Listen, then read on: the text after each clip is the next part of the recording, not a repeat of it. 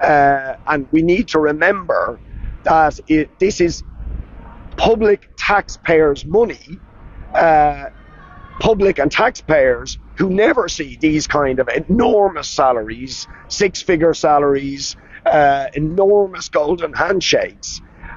So it is really outrageous at this stage that the government have failed to get a handle on this situation.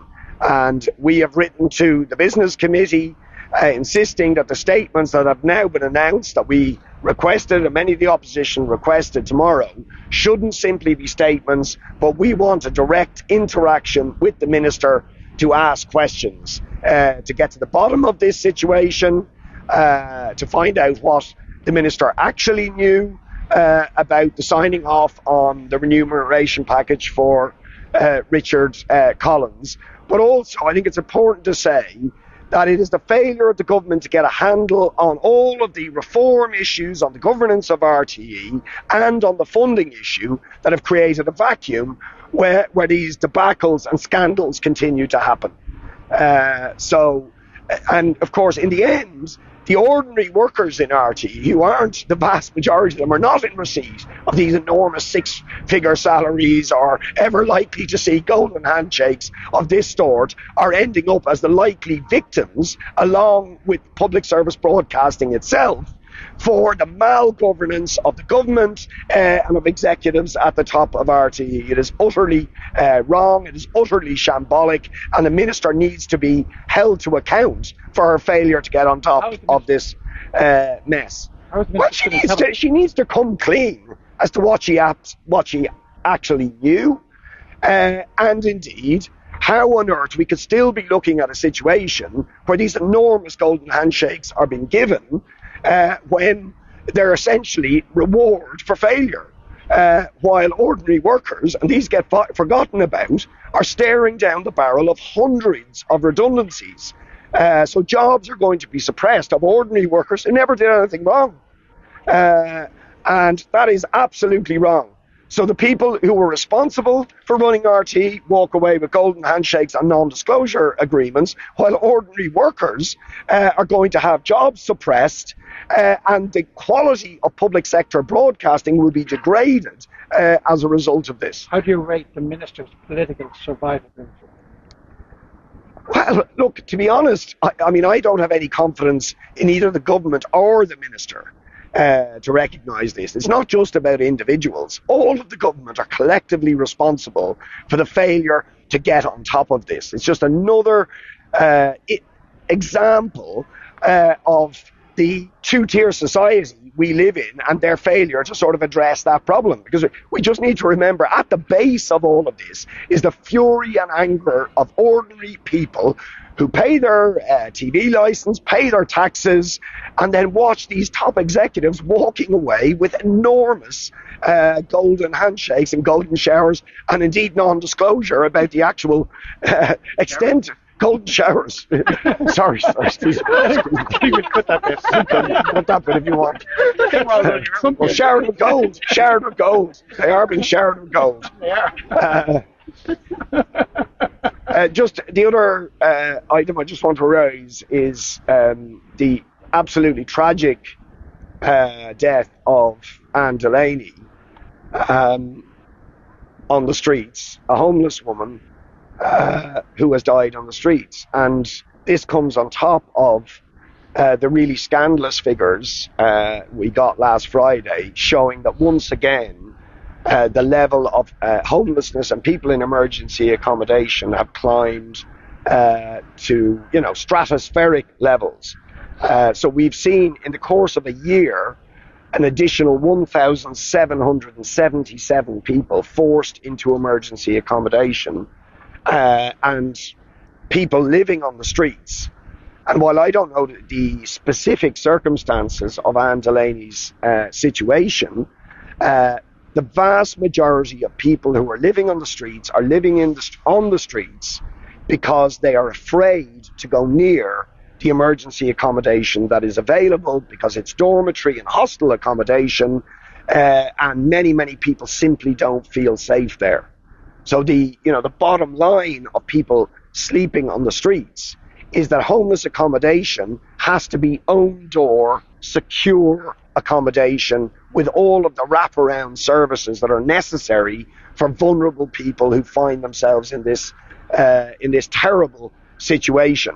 But it also highlights the absolute scandalous, shameful, ongoing failure of the government to get a grip on the homelessness catastrophe that we are facing in this country. And there are many aspects to that, but one that I want to highlight again is that a growing cohort of the people who are ending up homeless are families and children. And the reason for this is because the private developers who are doing most of the building in this country are generally not building 3 and 4 bedroom accommodation. They are building 1 and 2 bedroom accommodation. So families increasingly are having no options. And I mean, the Taoiseach, when I addressed this question to him last week, said, oh no, but our figures show that the biggest need is in 1 and 2 bedroom. Of course, what he forgets to admit in that is that the housing lists that the government are referring to as showing 1 and 2 bedroom need as being the biggest need exclude people who are on HAPs. So they're on transfer lists, so they're not counted. But actually, huge numbers of the people who are on HAPs, but then might find themselves subject to an eviction order, or find themselves facing the possibility of homelessness, are that cohort with children, and they have literally nowhere to go. So we need to dramatically ramp up the tenant in situ purchase scheme, and we're certainly getting indications, although some of that scheme is happening, there are other cases where councils are looking for excuses not to buy properties to prevent people being made homeless. But we also need the government to insist that we build directly ourselves more in 3 and 4 bedroom family accommodation, rather than let the developers decide the most profit can be made from 1 and 2 bedrooms. Also, the Planning and Development Bill will have important issues that relate to this housing and homelessness crisis, which is ongoing now for the 3rd week. But one of the big things that was expected in that legislation but was not forthcoming were use it or lose it provisions for zoned residential building land and for vacant and derelict property. We could solve this housing crisis if the government took robust measures to get hold of vacant and derelict property and to stop the land hoarding and speculation by developers on zoned residential building land. But the government refused to do that. So that the housing and homelessness crisis that is even leading to deaths on the streets now is something the government could solve if they were willing to take on the speculators, the property developers who are making money from this crisis, but they seem totally unwilling to do that.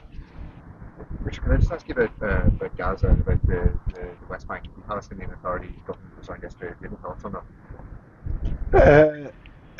Which aspects, sorry? Just do you think it's an opportunity for renewal of the Palestinian Authority, or what are your thoughts? Well, first of all, it is up to the Palestinian people to decide who governs them.